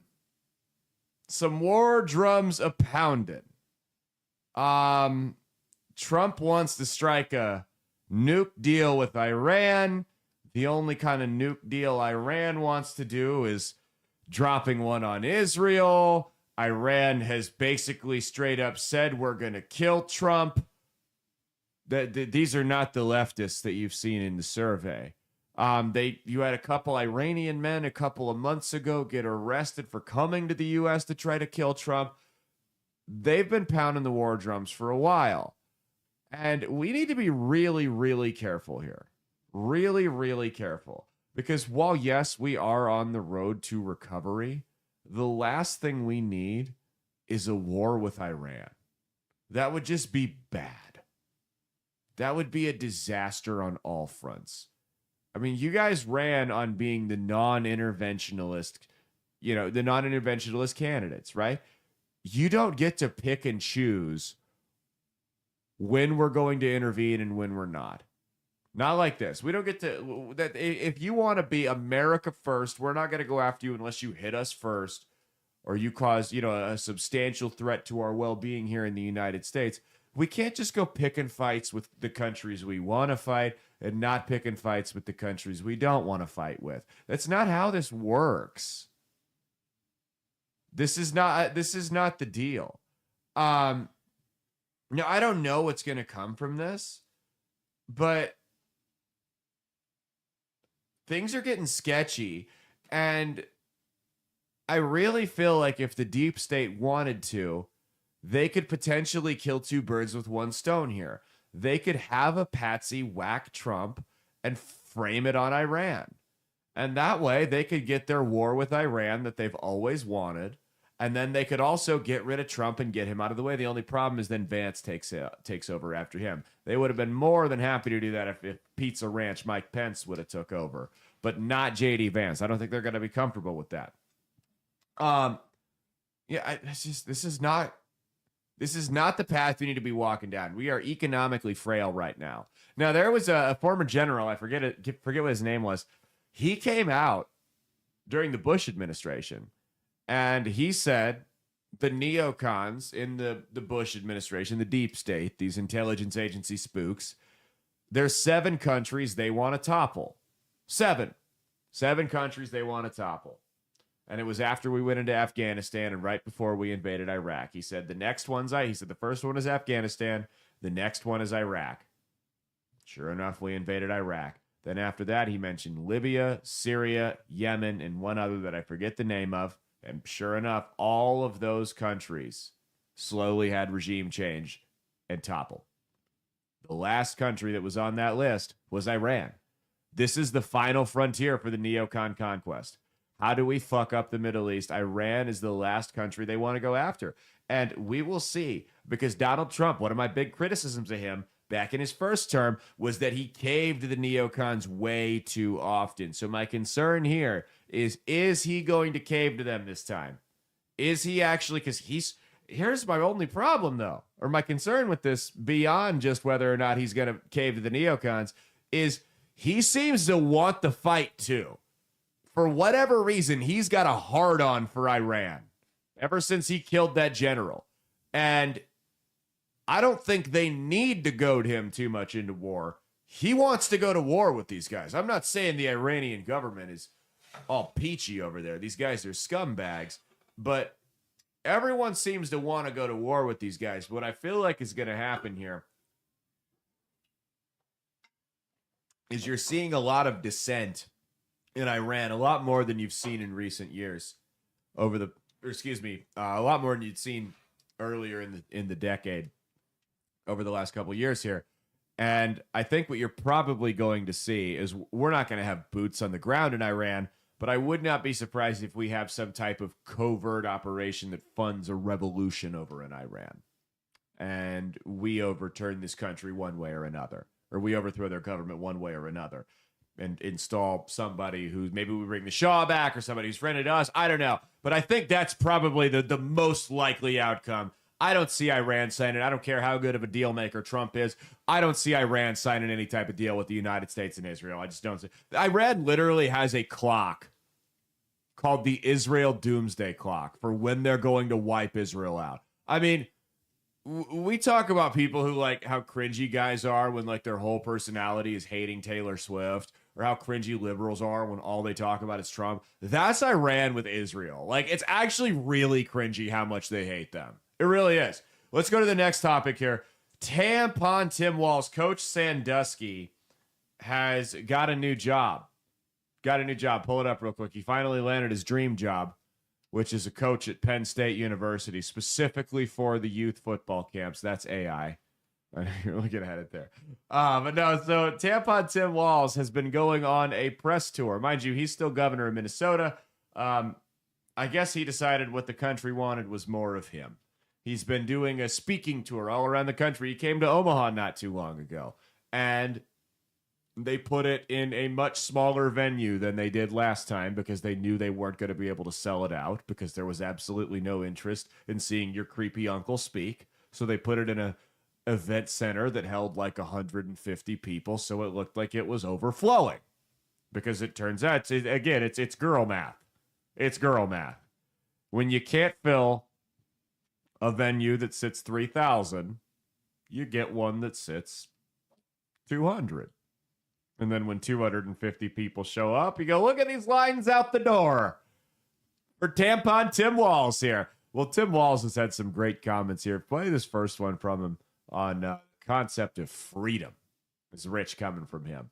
If you say you love freedom and you want to restrict that and restrict certain groups, what you don't love freedom, what you love is privilege, and that's a different thing. Much of the rally focused on opposing the policies of... Didn't you get tired, Mia, watching that little fruitcake frolic around on the stage like that? I mean, I really missed it from the election. That's the thing. Besides Kamala's whine ant voice, that's the thing I missed the most, was him prancing around the stage while saying other people are dancing around like dumbasses. Freedom. I find that incredibly ironic that the guy who set up a tip line, an anonymous tip line, so you could report your neighbors during COVID if they had more than the allotted amount of people in their home at one time, has anything to say about freedom. I find it incredibly ironic that the guy who during COVID, when they had curfews installed in Minneapolis, set riot cops down the streets shooting paintball guns at people so that they would go back inside their houses, has anything to say about freedom. I mean, this guy's a commie, For God's sakes. And he's creepy as all hell. Here's another comment he had to make at another one of his speaking engagements here. Saying on my phone, I don't know, some of you know this on the iPhone, they've got that little stock app. I added Tesla to it to give me a little boost during the day. 225 and dropping. So, and if you own one, we're not blaming you. You can take dental floss and pull the Tesla thing off, you know, and take out, just telling you. Yeah, so there he is. That was back when the Tesla vandalism was going on. He was bragging to his audience, quote unquote, or lack thereof, about Tesla stock tanking. And, well, as it turns out, Minnesota, the state he's the governor of, their public employees' retirement fund has significant investments in Tesla. So when he goes up there and he brags about playing a role in tanking Tesla's stock, he's going up there and bragging about tanking his employees' retirement funds. So hold on, guys. How important are retirement funds? They're either the end of the world when they go down, or it's okay to tank my own employees' retirement funds with my own rhetoric, as long as I don't like the guy who owns one of the companies in the fund. What are we doing? How about this, Tim? How about this? You're still governor of Minnesota. So how about instead of this speaking tour, you go back and, I don't know, run the state that they're actually paying you to run? You're still governor through 2026, and I heard you filed for a third term. I heard you're running for re-election up there, Tampon Tim. I heard you're not going to stop until every men's restroom in the state has got its own tampon dispenser up there. So it could be a while, because those rural areas in Minnesota, I've been there. They're going to fight you on that one the whole way, you know. But why don't you, instead of, you know, standing in a high school gymnasium in Olathe, Kansas, why don't you go back up to the state that you've been elected now twice to run, by the way, with continuing declining margin of victory and approval ratings? Why don't you go back up to that state and actually run it, where they're paying you six figures to be the guy that's in charge of it on the taxpayer dime? How about that? Do you know how pissed I would be if, I don't know, let's just say that, like, I'll take it a little bit more micro, less extreme example. Like, Mia, imagine, like, if the mayor of Omaha spent all of her time in another city. Do you know how upset I would be? Like, let's say Stothert, just for argument's sake, of course this would never happen. Let's say Stothert spent like 2/3 of her time in St. Louis. Do you know how upset I would? Thank God we don't have to worry about that here, right? Do you know how upset I would be if we're paying you to run this state or run this city or whatever the case may be, and you can't even bother to be here? Thank God we don't have to worry about that here, right, Mia? Thank God we don't have to worry about our elected officials in Omaha going to other cities. That's we can all breathe a sigh of relief here. Oh boy. All right, let's hop to our next segment here. Oh God. Well, Colorado has got a new bill. Now, remind you, Colorado, once upon a time, I don't want to call it a red state, but it was a swing state. Like a light red swing state almost. In this last election, both Illinois and New Jersey were closer to flipping Republican than Colorado was. That's how far gone this state is. And the reason for that is they've got a lot of there's two. There was the weed thing, and you had a lot of liberal voters move there for that. But you've also got a lot of the California transplants going to Colorado that don't like California prices, but still vote for California policies. There were some concerns that was going to happen with Texas and Montana, but those are the Republicans that have fled the state. The same way a lot of Republicans have fled New York and headed down for South Carolina and Florida. You're seeing something similar, or you're seeing the opposite of that, in California. You've got the people that they've figured out half the problem. They figured out half the problem, that their ideals don't work, but for some reason, they continue to vote for them. So they moved to Colorado, and they've now driven into the ground. I mean, Colorado's a whole. I rant about Denver every time we talk about Colorado, so I'm not going to talk about it. We talked a couple weeks ago about their draconian gun laws. They now have a new law in Colorado that has passed the legislature where if you misgender your child, so if your child, misgendering, by the way, is a translation for correct gendering. So if your child was born a boy, why do you keep calling me Bill? I'm Lenore. That was a good one. But so let's say you have a 12-year-old son, and your 12-year-old son, Luke, wants to be called Lucy now. And because he identifies as a woman from the 1950s, apparently. But those were the two closest names I could think of. So let's say Luke wants to be called Lucille. Oh, that's even older. That's like the 30s. Well, let's say Luke wants to be called... What's a fucking L name? Because now I'm pissed. Lucky. What? Lucky. No, that's... What's an L name that's modern for girls? Linda. Lucy. Oh, no. It just no. said... Lily. Lily. Okay, let's say Luke wants to be called Lily now. And you say, no, Luke, you're not Lily. You're a boy. You were born a boy. You're going to die a boy. Maybe you're not as much of a dick about it as I was right there, but you tell him you're not Lily, you're Luke.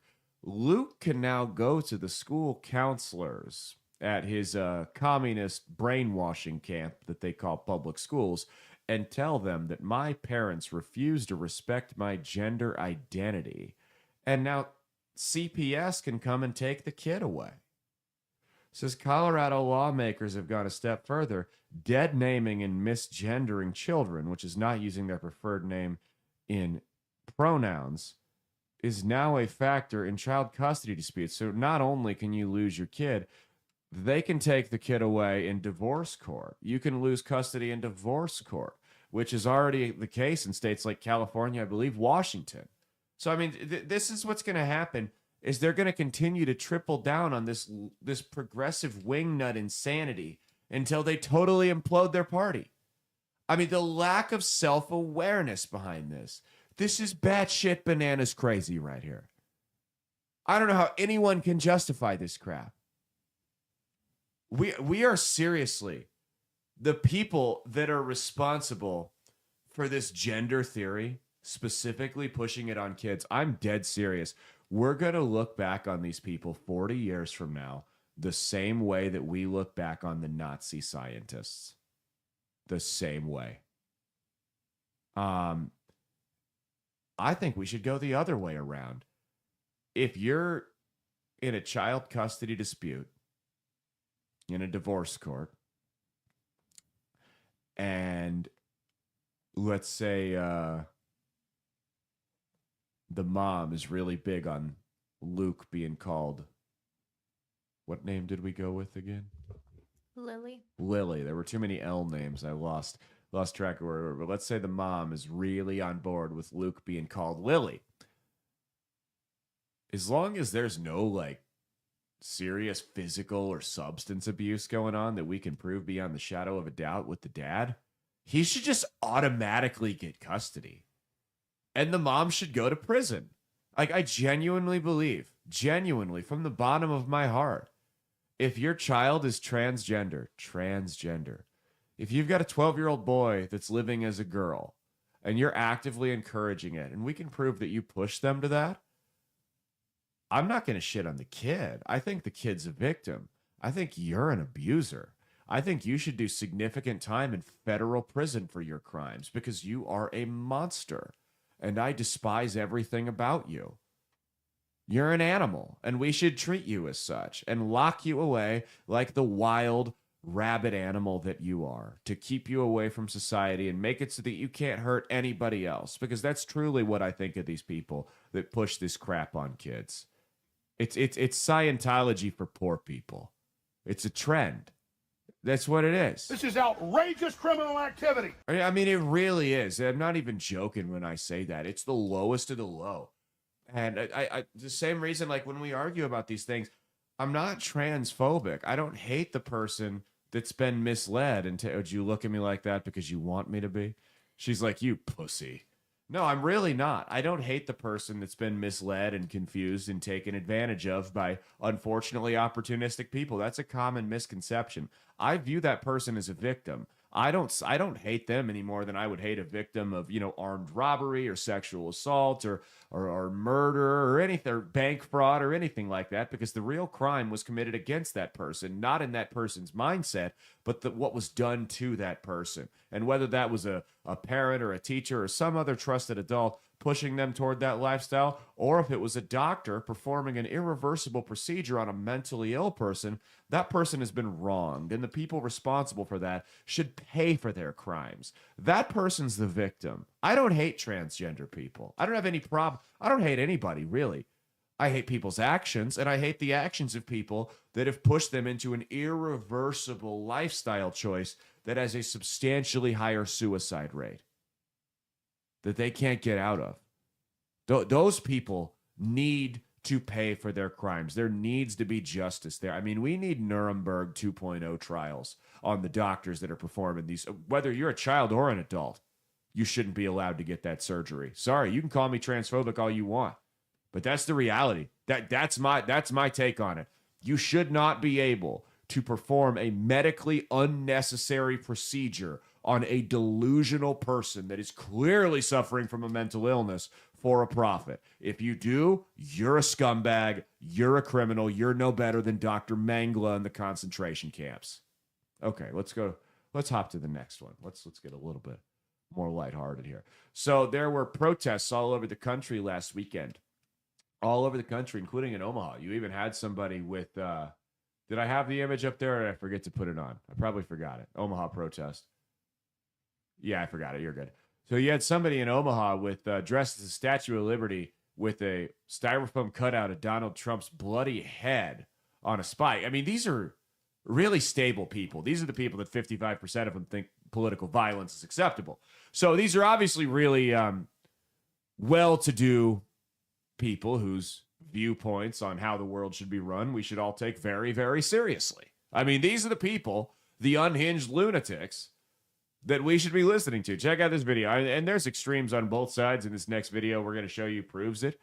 This is somebody who, a Trump supporter, she got on stage and tried to hijack it, and then go ahead and look at the thing that came up and tried to intervene the fight.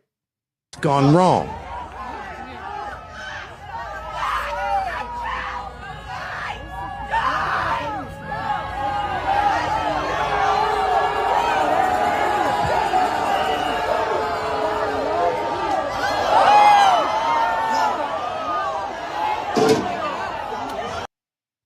That's the tolerant left, smacking a woman right in the face. Also, I love that it's like a 350-pound dude with a shirt on that says, "I am the weapon." What is the weapon? What, your bowel movements after you hit a buffet line? I can't imagine that guy's much of a weapon to anybody that can just get out of the way. Now, that woman wasn't exactly in great shape either. I mean, could you imagine if there was some kind of Trump rally and some unhinged blue-haired they-them jumped on stage and started screaming, and a Trump supporter walked over and smacked her in the mouth? That's all you'd hear about for the next week. That guy would be doxxed. We'd know where he worked, who his family was, where he lived. There'd be protests outside of his house, probably from people getting paid for it. That's all you'd hear about. But since it's a liberal, we'll play it on this show. You'll hear about it one time, and then it'll be an afterthought. That's it. I'm not going to play that last video there. That's fine. But no, I mean, that's what these protests. So these people, they called it the hands-off protests. And they went all over the country. You had these totally grassroots protests that were all planned on the same day and organized and funded by... But it was grassroots. It was local. There's no dark money funding these. None whatsoever. So all these idiots showed up on a Saturday morning or Saturday afternoon. Not even a morning. Like, if it's a Saturday morning, I don't think that's quite as bad because you got the whole day ahead of you. Saturday morning, you got to stop what you're doing and plan the rest of your day around you going out and screaming at the sky, because that's more or less what this was. They called it the hands-off protest.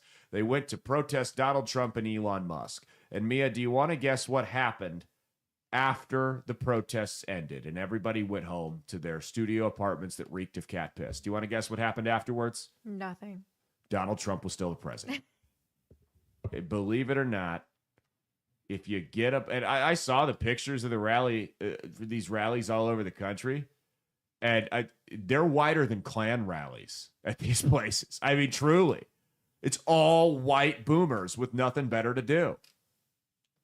And that's the majority of the voters for Biden are these people that sit there and they seethe watching MSNBC and CNN. Or not Biden, Harris, I guess, for Democrats. And these people are nuts. They buy it hook, line, and sinker. And they've become totally unhinged about the state of the country to the point they do crap like this. Look, we lived 4 years under Biden, right?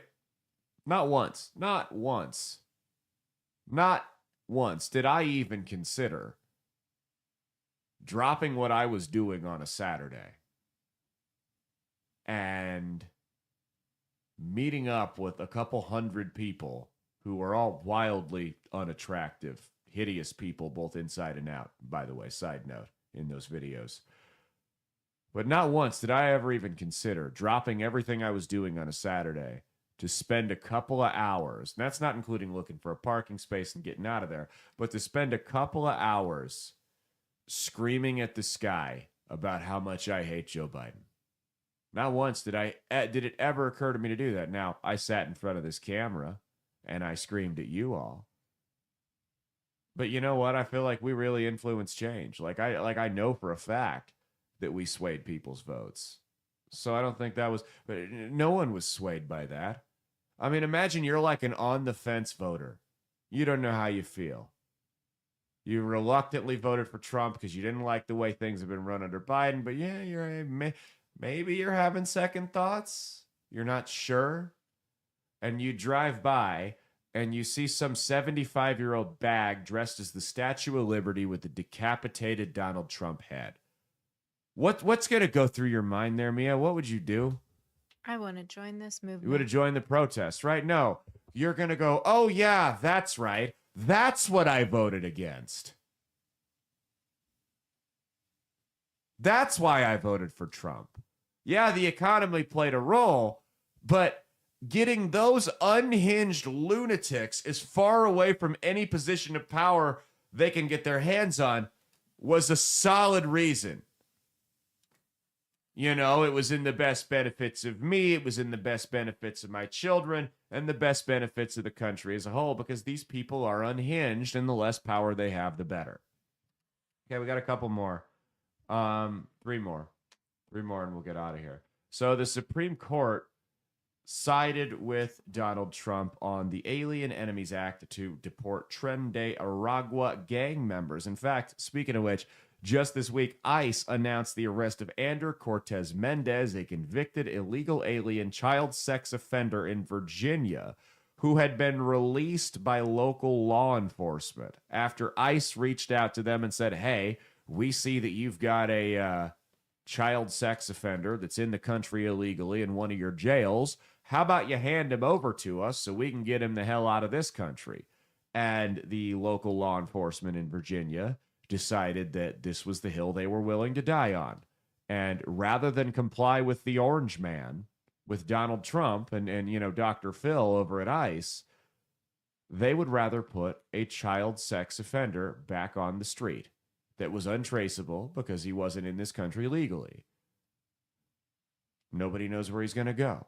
He just fade away or go reoffend. Who knows? Because that's the reality, is that these blue states they don't value the illegal immigrants. These people are pawns in a game to them. But they value scoring political points over community safety. That's never been more clear. Why on earth, when ICE says, hey, you've got a violent child sex offender that's not in this country illegally, we want to get rid of him, why would you let him out unless it was to let him escape? So ICE rounded him up, and now they got him leaving the country. I'm sorry. No, if you commit and are convicted of a sex crime in this country and you're here illegally, I don't care if it's against a child or an adult or whatever, we should hang you. in the most brutal, disgusting way possible. And we should let your body dangle for a week so people know what the fuck happens when you do that shit in this country. Public execution in the most brutal fashion possible, and then leave the receipts for the rest of these scumbags that want to think about doing it. But anyway, so the Supreme Court sided with Trump 5-4. They're going to allow him to use the Alien Enemies Act to deport these violent gang members. And of course, we've got the 3 liberal judges and then our good friend, Trump appointee, Amy Coney Barrett. All decided that they were going to side with these violent drug cartels over the American people. Mind you, they're not ripping families and children from homes.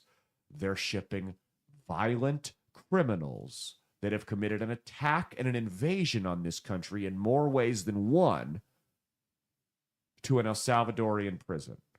And Amy Coney Barrett, the supposed conservative Christian judge, sided with those gang members over you.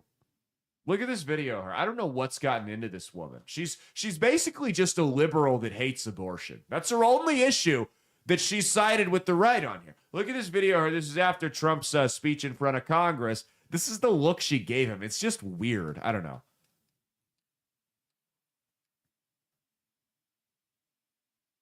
It's like disdain. Am I reading that wrong? Or are you seeing that too? Because you know how that look that women give people they don't like. You know exactly what I'm talking about. Yeah, I know. Where they size them up and then they look away. Play that one more time for the audience so they can see that.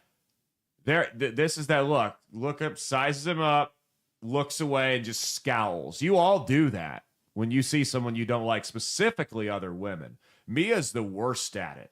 Mia has laser beams that she will stare through people's souls. So what's going on with Amy Coney Barrett? Is she compromised? Is she getting money from somebody? What's going on with her? Look at this picture here. I have a theory. This picture here, her and those are the 4 female justices. She's the only conservative one. Doesn't that what the View has really gone downhill, hasn't it? Amy Coney Barrett does kind of look like a great value version of Pam from The Office. That's what I was thinking. Yeah. You got Pam Beasley off Temu. You know what I mean? But so I have a theory here. I think Amy Coney Barrett is caught up in a massive scale version of the movie Mean Girls. I think she's got a choice. Who's she going to the bathroom with during the day, bumping into? I don't think that they allow transgender. I don't think any of the 5 male justices are transgender. But you got 6 conservatives, 3 liberals. Only one of those conservatives is a woman. Now, you might be able to get into female psychology a little bit better than me. Do you think that might be part of what's going on? That she doesn't want to hang out with the dudes, but so she doesn't want to be rejected by the women? So she's siding with them more and more? Is this like a clique thing? Or am I being incredibly sexist right now? I mean, it could be. I mean, that's the thing that happens. I don't think it's too far beyond the pale here. I think it's something that at least warrants a conversation. Is there like a peer pressure thing going on here to side with the other women? Because she doesn't strike me as a tomboy that would be cool just kicking it with the other 5 dudes on the court. So she's in a weird middle spot where she doesn't agree ideologically with the women, but you've also got a natural inclination to want to hang around people of your own gender in a social friendship type setting. That's just how it goes for the most part. Unless you're a gay man or a girl that's a tomboy. Those are the exceptions. That's not always the exception, but it is. Those are the predominant ones. I'm not saying you can't have friends of the opposite gender, but you're naturally going to be more inclined if you work with people, because those are her coworkers. If you work with people from both genders, you're naturally going to be inclined to want to hang out at company outings and happy hours and parties with the people of the same gender as you. That's just a natural human impulse there. So I almost wonder if this is like a Mean Girls thing, and she's, instead of on Wednesdays we wear pink, it's On Wednesdays, we let pedophiles and violent drug traffickers continue to rampage through the country. Could that be what she's doing? On Wednesdays, we wear communist red. Could that be what she's doing here? I'm asking questions. And it's further proof that we need to repeal that goddamn 19th Amendment. I agree. Two more. Let's do it. All right. Let's hop into the next one here. So SNAP is going to limit the types of purchases you can make on government benefits here. Per a recent declaration from the Throat Man, RFK. We're going to call him the Throat Man because of his voice. Here's my question. RFK has been surrounded by all the best doctors in the world, right? Out at the Department of Health and Human Services. All the best medical resources are available to him. How has no one that this guy works with has come up to him and gone, Bobby, here's a glass of water, and cured his throat? How has that not happened? No one suggested it. They're like, Bobby, take a drink before you talk. No one's cured it. All these great medical minds, no one's once thought to just head over to the water cooler. You don't got to go to the faucet, get him some purified shit, right? But to just head over to the water cooler and go, Bobby, here you go, and cure him once and for all. No one's thought of that. Really makes me feel like we're in bad hands. But Nebraska Governor Jim Pillen wrote a letter asking for something similar, and people ate his lunch for it. No pun intended, his sugary lunch that they didn't get on SNAP. And so Jim Pillen was basically saying, hey, if you want to get soda and ho-hos and all kinds of crappy food and drink, you're more than welcome to do it, but not on your SNAP card, not on government benefits. That's the taxpayer should not subsidize you treating your body like a landfill. He didn't say that word for word. I'm paraphrasing. But people went after him. I saw someone say that Pillen was wrong for this, and Throat Man is wrong for this, because when you're on welfare and you're poor, soda is one of the few things that brings you joy. Okay, sweetheart, you're misinterpreting the point of welfare. The point of welfare is not to bring you joy. Otherwise, we would have taxpayer-funded trips to Disneyland for you and your family. Don't give the liberals any ideas. Cut that out in post-production.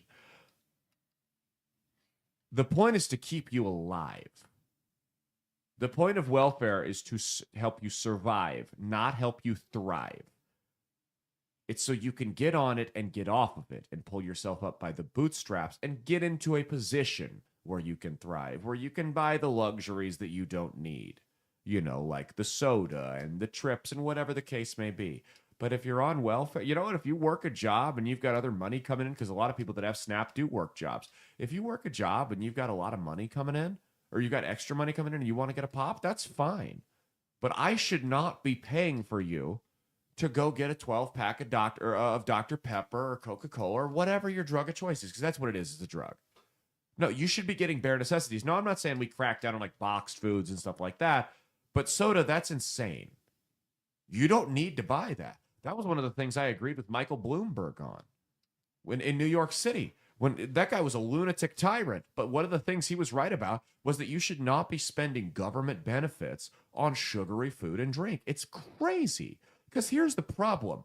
Not only are we paying for them to get something that's actively, or that they don't need, we're paying for them to get something that is actively killing them and making them more unhealthy. If you're on government benefits to the point where you're buying soda on your government benefits, odds are you're also on government benefits for your health care. So when these people drink a bunch of soda because we're paying for it, and then they spike their blood sugar up, and they eat shit and they drink like shit, and then they get diabetes or heart disease or whatever, guess who now has to pay for that treatment and all the aftercare and the rehab for the treatment? So it goes way beyond just you having a $2.99 soda that you got at the grocery store at the checkout. And it's a domino effect. We have to pay for all of this extra crap, and we shouldn't have to. Dude, the middle class has to work to afford these things. If you want soda, no one's buying a soda. No one's buying us the necessities. We have to bust our asses for it. If you want a soda, go work for it. Until then, shut up about it. Our job is not to make you happy. That's a harsh reality. If you're on government assistance because whatever happened to you, that's horrible. I'm sorry. I'm glad we have some type of social safety net where we can help you out. But our job is not to bring you joy. You have mistaken what the taxpayer's role is in your well-being here. That is not our job. You work and get to a point where you can afford to bring yourself joy. I'm not the bringer of joy for you. I'm the bringer of joy for my family. And, sometimes not joy when we have to have tough conversations about spending $600 at a TJ Maxx. Sometimes I am the bringer of pain and sorrow. $300 at TJ Maxx because it would have been $600. That's right. Sorry. Yes. Sometimes I have to bring down the hammer, and I'm not always the good guy, but it is what it is. All right, last one here. We're going to be quick. Florida busted a massive international child porn ring going all the way back. I believe it was Hungary or Turkey, one of the two. Over 1 million videos were allegedly involved, including babies, which is so gross to me. The Florida Attorney General said, if you're a child predator, if you're one of these sick people, I hope you never see the sun again. Over 1 million videos showing sexual abuse on minors. Many of these were babies that are being sold around the world. He's also stated that these were kids that were on the missing and exploited children list. So these are kids that have been missing for God knows how long. So you guys that want to sit there and talk about human and child trafficking like it's some right-wing conspiracy theory that doesn't happen, it does. Maybe it doesn't happen to the degree that the movies say it does, but it does. It really does. These are sick, nasty people involved. Every last one of them, again, should be hung. It says the defendants are being charged with multiple felony counts, including RICO, money laundering, and purchase of child pornography. So it does happen. It happens way more than any of you should be comfortable with.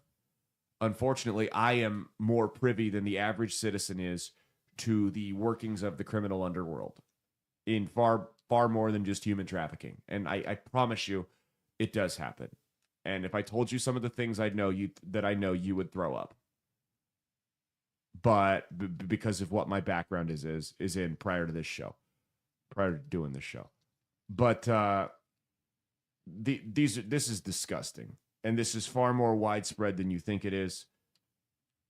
The only reason they caught these guys is because they were stupid enough to do it on a normal website. And they busted them. This is going on at a rate that the feds and the local cops can't even keep up with, because a lot of the time it's happening where these servers are based in other countries, and these countries don't care enough. And this is for bank fraud and all kinds of stuff, where you've got people running these rings in other countries, and the U.S. says, hey, go get this child predator that's running this child porn ring, or go get the fraudster in Nigeria that's running the romance scams, and the other country's government goes, yeah, sure, Jan. No problem. What's sure, Jan from? What's that from?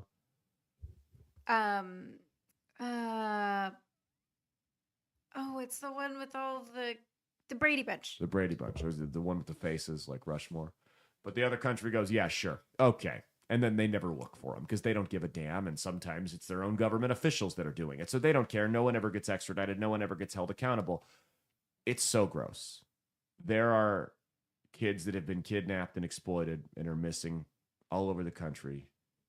And I mean, I could do a whole spiel on it. Here, homework to end the show, so you guys can get a little bit more well versed in this if you're so inclined.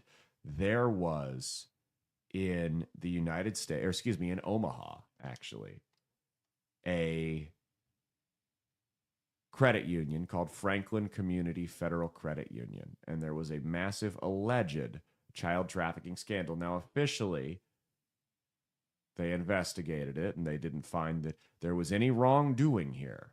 But if you watch this documentary, well, you might have a different take on it. The documentary is on a YouTube channel called Pandox, and it's called The Franklin Conspiracy, The Satanic Trafficking Cult America Forgot. There is a lot of disturbing shit on there. It is right in your backyard. And although the official narrative is that nothing happened, This video's got a little bit more context to that. Anyway, that's our show. We're right about to go over our time. We will see you Monday for unsolicited advice. We got it done. Cheat on your taxes, not your spouse. Oh, it's tax day's coming up. Be sure to get that done. Pay them, because somewhere there is a Middle Eastern village that needs to be bombed, and they can't do it without your money. And stay based.